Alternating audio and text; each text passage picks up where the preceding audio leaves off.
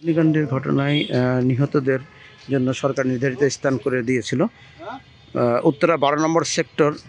তো সেইখানে এখন পর্যন্ত কোনো প্রকার লাশ দাফন হয় নাই। এখানে যে কথা ছিল যে সিটি কর্পোরেশন লোক দেখা যায় যদি আসে তো এখানে হবে বলছিল, তারা আসে না।